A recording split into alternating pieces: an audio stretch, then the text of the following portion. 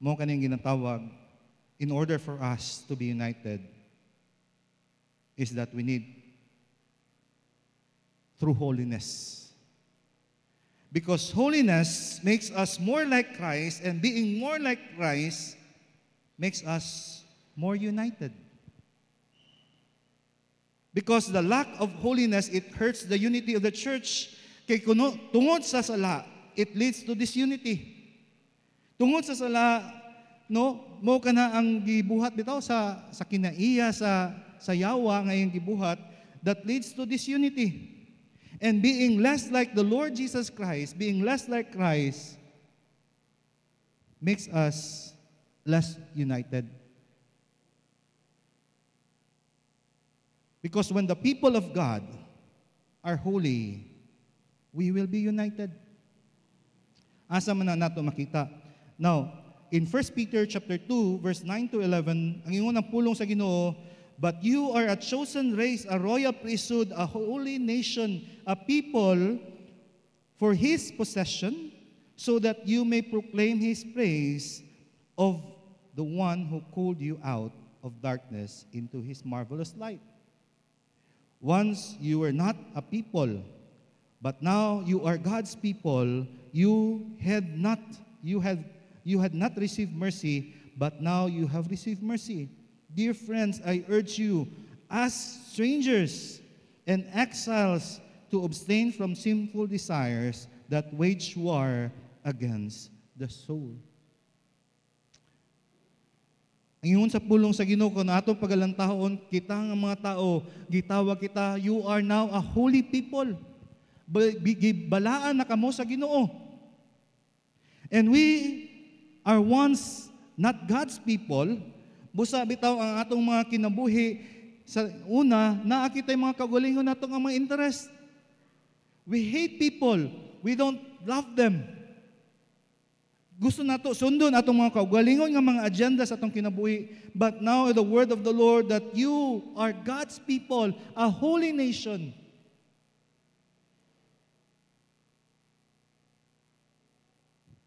And through the cleansing blood of the Lord Jesus Christ, God made us a people made for His glory. You see, the word of the Lord reminds us in Titus chapter 2, verse 14, He gave Himself for us to redeem us from all lawlessness and to cleanse us for Himself, a people for His own possession, eager to do good works. So it is to the Lord Jesus Christ, gihatag niya ang kinabuhi to redeem us gikan sa sala.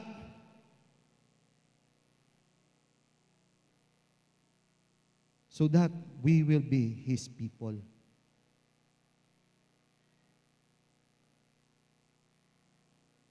And to understand that, because of what the Lord Jesus Christ has done on the cross, when we receive the Lord Jesus Christ, we are not merely individuals. We are a people united in holiness for Jesus Christ, for His glory. We are holy because what? Because the Lord Jesus Christ gave His life for us. Gipakamatarong na kita. And we seek to glorify God. We seek to be like Christ. Musabi ito si Apostle Paul, ingon niya, follow me as I follow Christ. So how do we do this? How do we know that one of the ways that we are united, kamahimo kita nga maghiusa kita? By calling others to holiness. Unsaon man nato nga pagatawagon nato ang isa ka tawo through holiness. Nga yato sila to go back. Nga makinabuhi kita nga matarong. Busa ang pulong sa Ginoo in Galatians chapter 6 verse 1, ingon ang pulong sa Ginoo, brothers and sisters, if someone is overtaken by any wrongdoing, You who are spiritual, restore such a person with a gentle spirit. Watch out for yourself so that you also won't be tempted.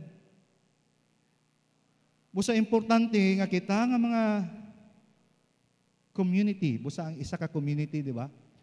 We have this, among ginatawag sa mga small groups, we are a community. A small community.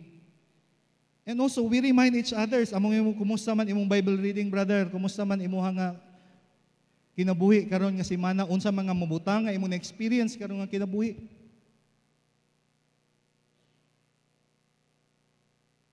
Mahugyapon ka ng atong pagkatawagon nga dili bitaw nga ato ang pag-ingon with the wrong intention, but we are to call people to live a life to align ang iyang kinabuhi diha kay Jesucristo.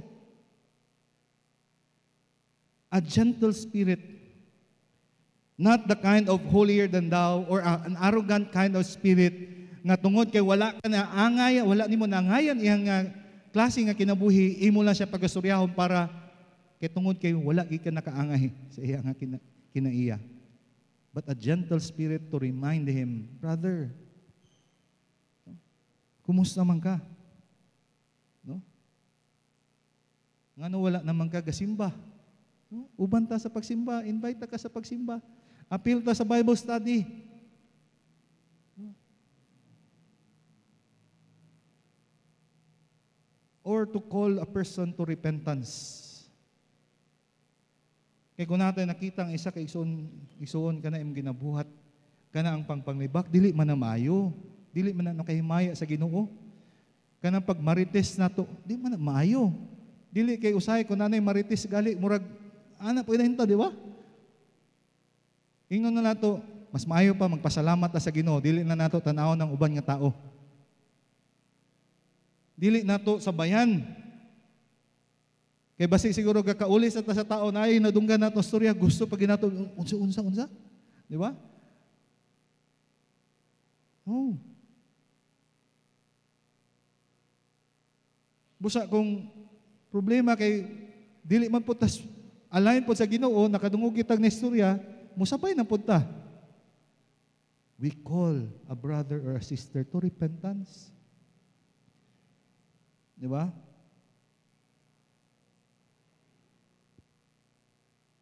Kanindot kayo pagalantawon.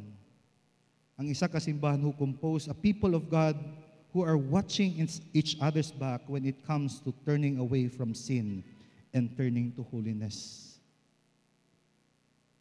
Di ba? Dili sa klase nga holier than thou nga kinaiya, but nindot kayo nga kita nga community whenever there is something that atong weaknesses and remind us nga kana igsuon di gina siya maayo.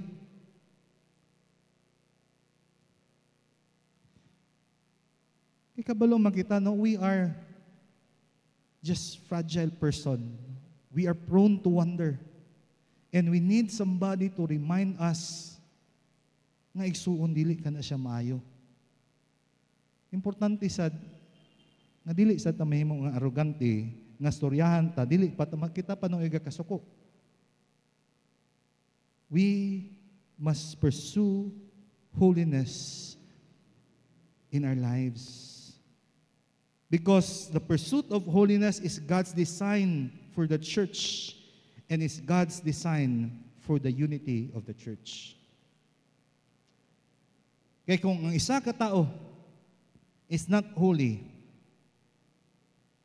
dili matarong, will cause disunity sa simbahan. He will not be like Christ. Busa mo ka na ang isang kinaiya, in order for us to have unity in your church, there must be holiness in us. Not only holiness, that there is holiness, but secondly, in order for the church, for us to have unity in the church, there must be humility. Humility. You know, giuna na kong holiness, kay importante gid kaayo ang holiness. Kung wala kita nahimo nga matarong sa atong nga Ginoo, then ang humility lisod pud mo abot sa tuwa. Pero sa isa ka institution nga walay Ginoo, of course, they would emphasize on humility. But kita nga nahimo nga matarong atubangan sa Ginoo, nagauna ang atong relasyon sa Ginoo. And now we have the Lord Jesus Christ in our life, there must be humility. As Philippians chapter 2, verse 3 to 8, ang ingon sa pulong sa Ginoo, do nothing out of selfish ambition or conceit, but in humility consider others as more important than yourself. Everyone should look not in his own interest, but rather to the interest of others. Adopt the same attitude as that of Christ Jesus. In verse 6, who, existing in the form of God, did not consider equality with God as something to be exploited. Instead, he emptied himself by assuming the form of a servant, taking on the likeness of humanity. And when he had come as a man, he humbled himself by becoming obedient to the point of death, even to the death on the cross. Kani nga passage, gilay out diri ni Apostle Pablo ang steps when it comes to humility. You know, ang humility, dili sa yun. Pero makita nato, ang una, gihatag sa ato ang isa ka command na unsa atong buhaton. What are we to do?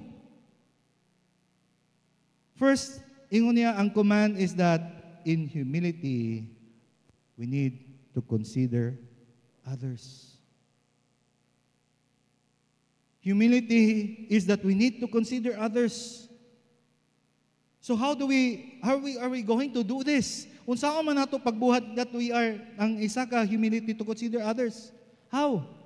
It is to consider others more important than yourself. Kinsa may makaingon karon nga sayon ang humility be? Nga pag-abot gali usahay sa linya, mas gusto na to, mas una man kita, di ba?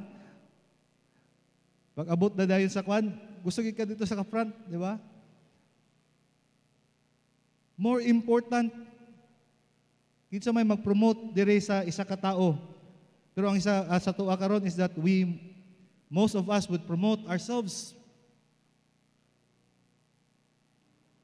Because we consider ourselves more important than others. But the word of the Lord says in humility, to consider others sa unsa nga pamaagi, that other people is more important than yourself.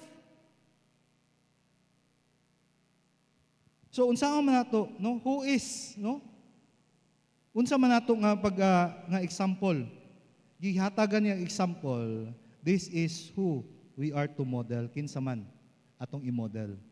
We are to model the Lord Jesus Christ. The same attitude as that of Christ. And finally, He gives us the extent, how far?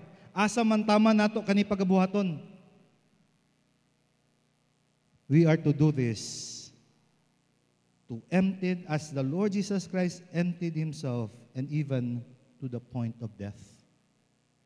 You know what? Ang humility dili lang na sa isa ka tuig. Ang humility hantod sa hantod nga ikaw nakahila kay Hesukristo kana atong pagabuhaton. So this is our call to humility, to consider others with humility, consider others more important than ourselves, to be humble like the Lord Jesus Christ. Pastor, dili man na enough. Lisod makina, lisod kina buhaton. Kung kani siya nga pulong sa Ginoo nga ato nakita karon dili enough sa imuha. Listen to what Apostle Peter says in 1 Peter chapter 5 verse 5. All of you clothe yourselves with humility towards one another, because God resists the proud but gives grace to the humble.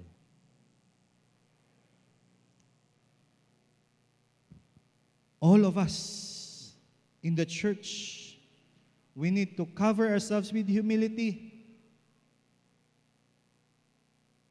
We should desire to be clothed with humility. We should desire to be more like the Lord Jesus Christ in our life. Kinsa may naipaborito sa inyo diri nga habol? Diba? Or comforter. Oh, nadiri oh. Now, kato yung comforter, di ba? Gusto niyo nga inyong habulon pero medyo lain nagbaho sa dugay gamit. So imong gipalabhan, gipa dry wash nimo. Paggawas sa dryer, pagkauga, pag-abot diha sa imong nga kuan, unsay imong buhaton? Di ba? Di ka ganahan nimo kuan, kinamisto nimo ang baho. Of course, kay humot kayo, imo hangga gusto gini mo ihabol. And this is the picture to clothe ourselves with humility. Nga naa atong gusto nga pagsuot. Atog yung ihabol gyud, atog yung itambon sa atong kaugalingon kay nindot kaayo nga paminaw. And this is the picture, as Peter is saying, to clothe ourselves with humility. We are to embrace it. We need to pursue humility in our lives.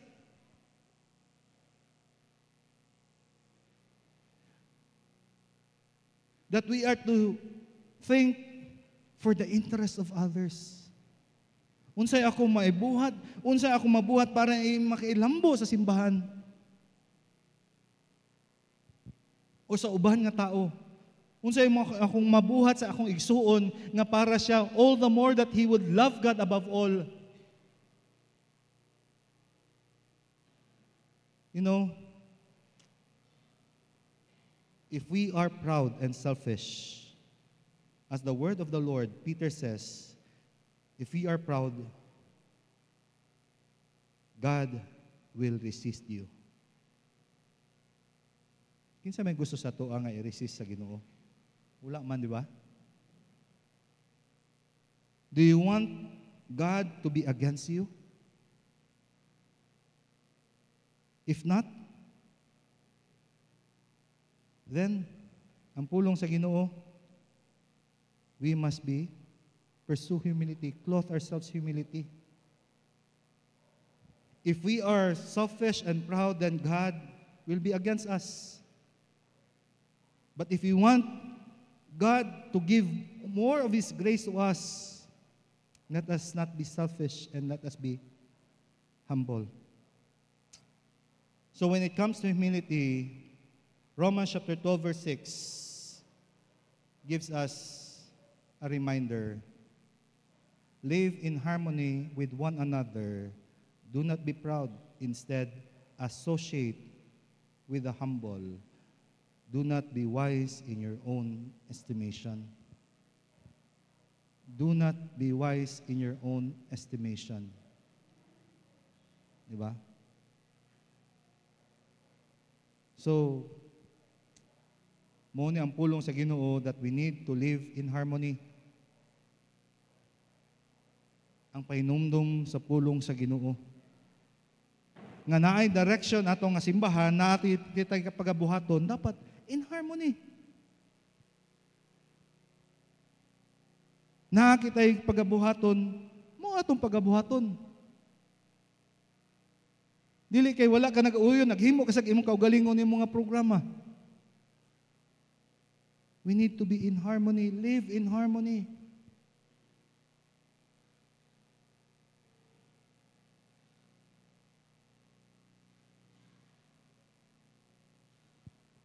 And this is a very good instruction to all of us.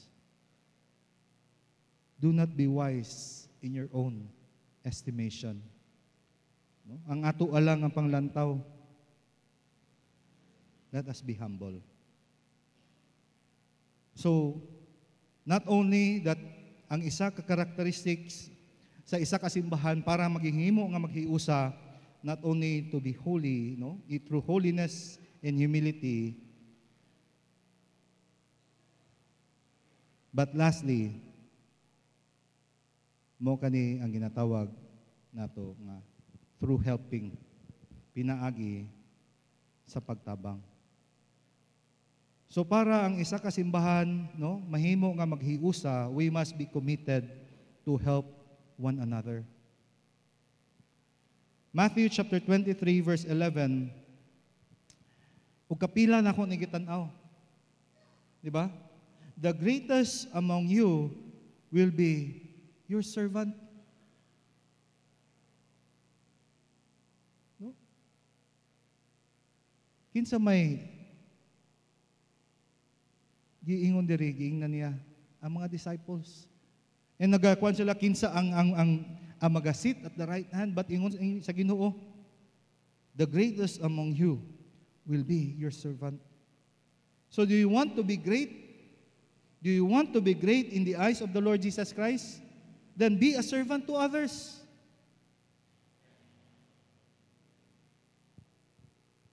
Kaya kung ang simbahan is serving and helping each other, we will be united and nothing will be able to stop the church if we are united. Gipahinumduman kita sa isa ka passage in 1 Corinthians chapter 12 to 14. Ang pulong sa Ginoo ingon diha, for just as the body is one and has many parts, and all the parts of that body, though many, are one body, so also is Christ. For we were all baptized by one Spirit into one body, whether Jew or Greek, whether slaves or free, and we were all given one Spirit to drink. Indeed, the body is not one part, but many. Mao kani ang disenyo sa Ginoo. This is God's design for the church, so that each of us will contribute to the good of the church. Dili man ta pariha diri. Dili man pariha tanan og trabaho, dili man tanan executive na diri. Dili pud tanan labor, dili pud tanan lahi-lahi. And it doesn't mean nga katura dapat ang mga executive mo magtrabaho or katura tanan ang mga labor ilang trabaho, mora magtrabaho dili. Lahi-lahi man ta. But ingon ang pulong sa Ginoo, ang simbahan lahi-lahi, but it doesn't mean nga isa lang, but any of them will contribute, have their part. So when every part contribute through giving, ang uban nagapangalagad, ang uban loving each other, ang uban nagatabang,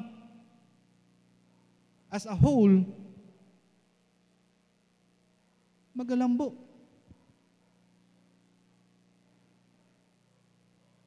Nakadumdum ako sa una sa time nga gamay pa nin church and then it naga-expand. Grabe kay sa una mga bayanihan. Kay schedule mga young people, okay, hapon na pati kami magmasobi sa una, bungkag sa una sa mga haligi diri pag-expand. Nindot kay tan-awon ang simbahan nga. I miss those times. Nga kun naay mga atuagali nga mga ginatawag nato nga mga pahina, daghan kayo. Halos daghan. Nato'y mga layman sa una, atog baroy, daghan kay sila. Nagadto mi og lunukan last time, murag daghan-daghan yapon. But hinaot mga igsuon, no? Mahimo kita, mag-contribute kita. Kung dili man kita magkadto, pwede gyapon sa tabang, magdawat mangyapon ta, di ba? Para ikalambo sa buluhaton. Busa lahi-lahi. Unsa man nga inyong pwede na matabang, just give us. Unsa man pwede. Siguro kami sa church diri kinahanglan kami mag-offer what are the things that we need to unsay kinahanglanon diri and sign up for it. But when it comes to evangelism and discipleship, dapat kita tanan. Involve kita tanan. When it comes to our missions conference, kitang tanan. Magaanhi. Dili kay ang katura mga missionaries, katulang magakanta, mora to mag-apil. Dili. Dapat kita magtinabangay, mga igsuon. We need to contribute. Paghatag man, pag-serve man, and expressing our love towards one another. Because the church is one body, but not one part. It is many parts. So let us do our part. Last night, I was, nagsaad ko sa akong wife nga nangayo siya o kanang gifts, no, evaluation. So katong nagkuan ako nakoy old file pagtan-aw nako dili man ni mao. So akong nagkuan kog lahi. Nindot sad siguro magbalik kita ni ana, no, kung di kakabaluon sa imong gift gyud. Mag-ask mo sa kuha sa katong exam test paper para makabalo ka unsa imong gifts gyud ay, so that you can be pastor. Ako gyud nga gift is serving. Ang ako gyud nga gift is teaching. Ang ako gyud nga gift is ministering. So that you can be involved sa atong simbahan.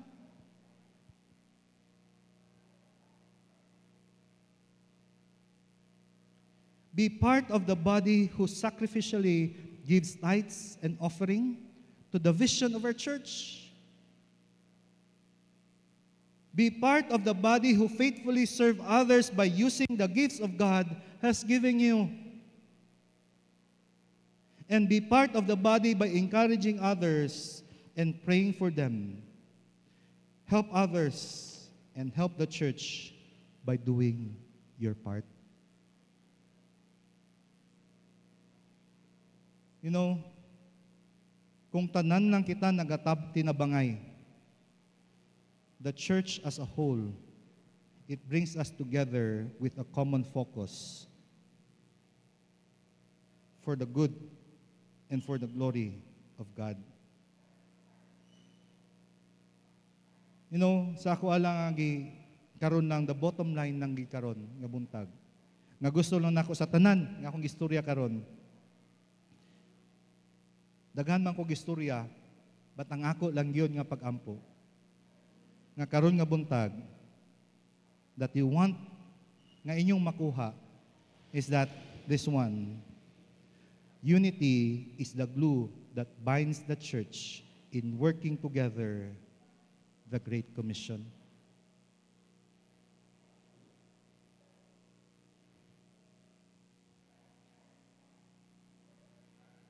Kaya kung dili man nato kita nagahiusa, dili nato maabot na ang pagbuhat sa gisugo sa Ginoo. Probably you can give. Kay busy ka, then you can give. Nay uban nagapadala sila sa ilang support para sa buluhaton sa Ginoo. Praise the Lord. If you don't have enough and you have time, then Pastor, I have a lot of time. Unsa man pwede nako buhaton. I want to teach. I want to be trained. Be involved in a Bible study group, in a discipleship group, so that you can also reach other people. Kaya kung dili kita magahiusa sa buluhaton sa Ginoo, the work is so big. Ang ato nga simbahan dako gyud o kinahanglan namo, no, bisan gali sa atong multimedia, just ministering dito sa multimedia na ako'y gift, pastor, na ako'y gift sa mga video. Just approach Brother Alvin. Daghan kitag mga ministries dito sa church. Nakitay RI ministry, nakitay outreach ministry. Daghan kay kitang mga buluhaton diri. We just need to be involved. No? So, kung makahatag ka og napagid kay time mas maayo, di ba? So pwede nimo hatag sa imong time. Because unity is the glue that binds the church in working together the Great Commission. Kung kita nga simbahan, if Bethel Baptist Church, if we want Bethel Baptist Church to prosper as a church, we must be united. We must fight for unity. We must pursue unity. Now, kung if ever naka sa isa ka crossroad, di ba? Kung mutabang makaudili, kabalo mo, ang isa ka tao nga nagapakita sa iyang interest sa pagtabang sa buluhaton, it unites a spark sa uban nga taong magtabang. Kaya ang uban nga tao na may ginatawag nga awatiro daw siya. Ay rasad siya magbuhat kung naay no makita niya isa ka tawo nga nagbuhat. But you know what?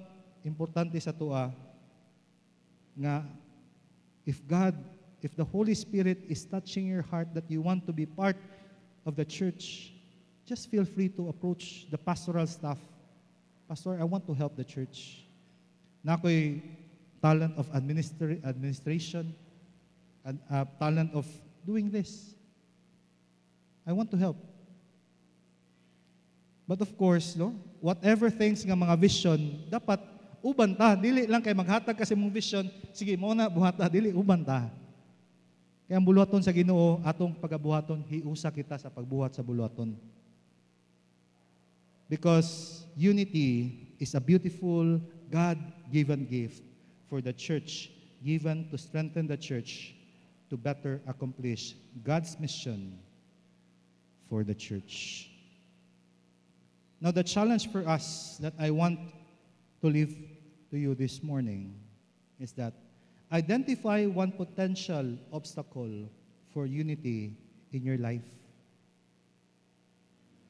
When it comes to our church and the way we do things, is there any obstacle in our life that we need to deal with?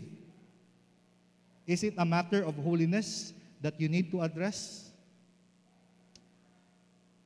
Or is it a matter, is it a selfish behavior or desire that you have that needs to be removed? Nga, basig, imo nga palang to, imo ka lang.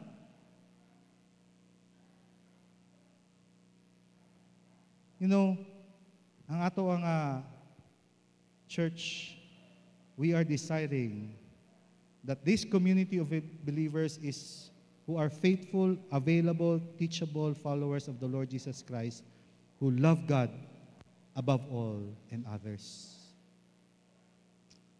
Unsa man nga mga butang, di ba?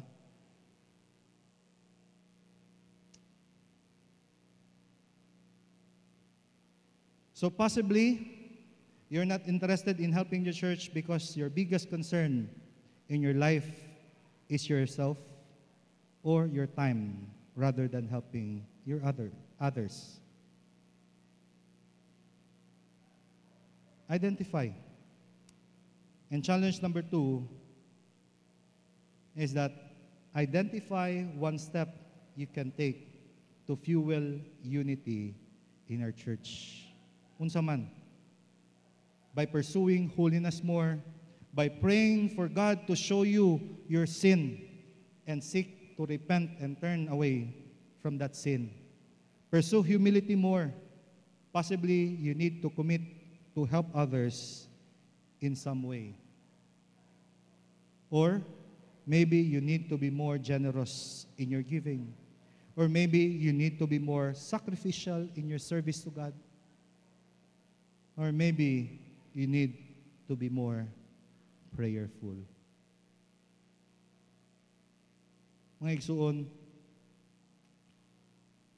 inaot nga kita magapadayon, magapursue og unity. Kaya ang atong simbahan, kung dili kita magahiusa, ang yawa ang nagakalipay. Kaya dili ginato ma-fulfill ang purpose sa Ginoo sa atong ang kinabuhi. Kaya ang ato ara mga agenda atong pagabuhaton, dili agenda sa Ginoo. Dako pa kay ang buluhaton. Kung atong pagalantawon karon sa kalibutan, no, it's not getting any better. Then why will you invest more time on worldly things? You need to start thinking that you need to start investing for eternity. Because the world is not getting any better anymore. And let us be united. Start investing for eternity in doing the Great Commission. Magampo kita. Amahan na mga langit nun, Ginoo, salamat Ginoo sa imong pulong karon nga imong gihatag kanamo. Ginoo, isa kani sa imong desire sa mua nga kami hiusag yun ng mga imong anak para buhato namo ang imong nga purpose sa matag isa namong kinabuhi for your glory. Lord, we thank you, Lord, for your word. We thank you for your love and grace and mercy. Bless your word. May we continue to embrace these characteristics of holiness, helping, and humility. Be with us, O Lord, in Jesus' name. Amen. Mayong buntag sa tanan.